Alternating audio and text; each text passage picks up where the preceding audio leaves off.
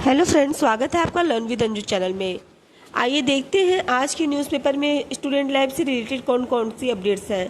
तो वीडियो को जल्दी से लाइक कर दें, शेयर कर दें और जिन छात्रों ने चैनल को अभी सब्सक्राइब ना किया हो तो जल्दी से सब्सक्राइब कर लें ताकि आप लोगों को इसी प्रकार की ऑथेंटिक अपडेट सबसे पहले मिलती रहे। पहली खबर है टीजीटी पीजीटी को लेकर के। नई शिक्षक भर्ती की तैयारी हो रही है उत्तर प्रदेश में। भर्ती के लिए निदेशक ने मांगा रिक्त पदों का विवरण। तो उत्तर प्रदेश में टीजीटी पीजीटी को लेकर के अभी प्राथमिक के लिए कुछ भी नहीं है। यहाँ पर लिखा है कि अशासकीय सहायता प्राप्त माध्यमिक विद्यालयों में प्रशिक्षित स्नातक शिक्षक प्रवक्ता टीजीटी प्रधानाचार्य प्रधानाध्यापक के पदों पर भर्ती के लिए माध्यमिक शिक्षा निदेशक डॉक्टर महेंद्र देव ने सभी डीआईवाईएस को पत्र जारी करके रिक्त पदों का विवरण मांग लिया है। निदेशक ने इस विवरण में 31 मार्च 2026 तक की संभावित रिक्तियों को भी शामिल करने के निर्देश दिए हैं। जिला विद्यालय निरीक्षकों को 5 अगस्त शाम 6 बजे तक 5 अगस्त तक ये सारा जो डेटा है वह निदेशालय भेजना है। निधि शिक्षा निदेशालय प्रयागराज को हार्ड एंड सॉफ्ट कॉपी में ईमेल पर विवरण उपलब्ध कराना है। पदों का विवरण मिलते ही निदेशालय की ओर से उत्तर प्रदेश शिक्षा सेवा चयन आयोग को ई अधियाचन भेज दिया जाएगा। और निदेशक ने यह भी स्पष्ट कर दिया है कि किसी पद को लेकर के कोई भी विवाद है तो उससे संबंधित विवाद न्यायालय में विचाराधीन है, तो ऐसे पद को रिक्त पदों के विवरण में शामिल न किया जाए। मान लीजिए कि कोई टीचर सस्पेंड है या हटा दिया गया है, उसका मुकदमा चल रहा है, तो ऐसा उसको रिक्त ना माने, उसको रोक दे। और नीचे लिखा है कि निदेशक ने यह भी कहा है कि वर्ष 2022 में टीजीटी पीजीटी के रिक्त पदों का विज्ञापन जारी किया गया था।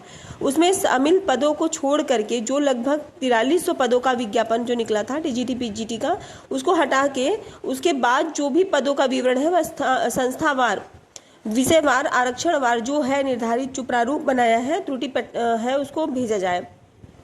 अगली जो सूचना है वो एक नई भर्ती को लेकर के है। बैंक क्लर्क भर्ती के लिए आवेदन 1 तारीख से शुरू हो रहे हैं। बैंकिंग प्रतियोगिता परीक्षा की तैयारी करने वाले अभ्यर्थियों के लिए खुशखबरी है।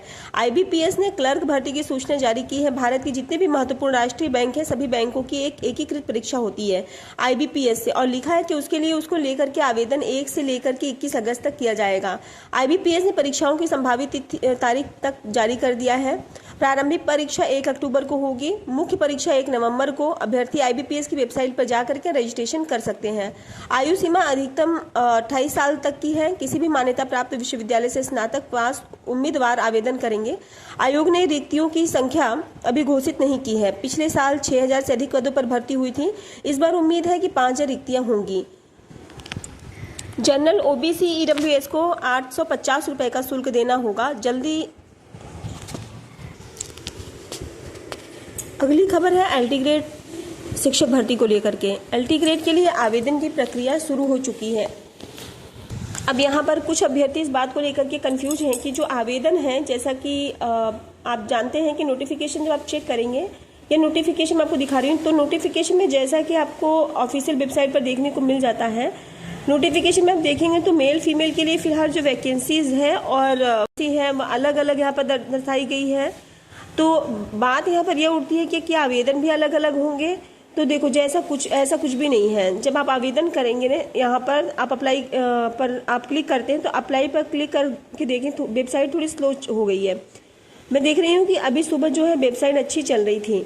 अभी फिलहाल एलटी ग्रेड को लेकर एक बहुत बड़ी बात है कि अभी भी बहुत सारे एस्पिरेंट्स ये जानना चाहते हैं कि जो प्री का सिलेबस और मेंस का सिलेबस है सब्जेक्ट का, जो आपका विषय उसके लिए प्री का सिलेबस और मेंस का सिलेबस क्या एक ही रहेगा? तो हाँ, मेंस का सिलेबस और प्री का सिलेबस आपका सेम ही रहेगा।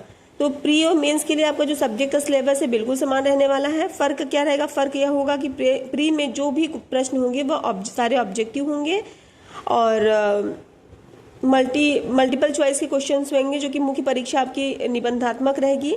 परंपरागत यानी कि मुख्य परीक्षा आपकी लिखित परीक्षा होगी। सिलेबस सेम रहेगा, प्री ऑब्जेक्टिव होगा, मेंस लिखित में होगा। अब एक बात और कि प्री और मेंस दोनों ही क्वालिफाइंग मार्क्स लगाए गए हैं। अगर आप एससी और एसटी कैटेगरी के हैं तो 35% अंक आपको प्राप्त करना है। अगर आप अदर कैटेगरी से हैं, एससी एसटी को छोड़ करके, तो फिर आपको 40% अंक प्राप्त करना है। प्री और मेंस दोनों में। यहाँ पर कुछ अभ्यर्थी ये भी जानना चाहते हैं कि क्या जीएस में और सब्जेक्ट में, जैसा कि प्री में आपका जीएस भी होगा, मेंस में जीएस नहीं है, मेंस में केवल आपका सब्जेक्ट ही है, तो क्या जीएस और सब्जेक्ट में अलग अलग क्वालिफाई करना पड़ेगा? तो ऐसा कुछ भी नहीं है। आपको जीएस और सब्जेक्ट दोनों को मिला करके, अगर SC ST है तो आपको 35% अंक यहाँ पर लाना होगा, मतलब OBC है, जनरल है या अदर कैटेगरी से है तो 40% आपको प्राप्त करने हैं। तो जीएस और सब्जेक्ट मिला के प्राप्त करना है, ना कि जीएस या सब्जेक्ट में अलग अलग। आपका कोई क्वालिफाइंग नहीं लगाया गया है, तो यह बात बिल्कुल क्लियर है। यहाँ कोई भी कन्फ्यूजन आपको नहीं होना चाहिए। आज के वीडियो में इतना ही।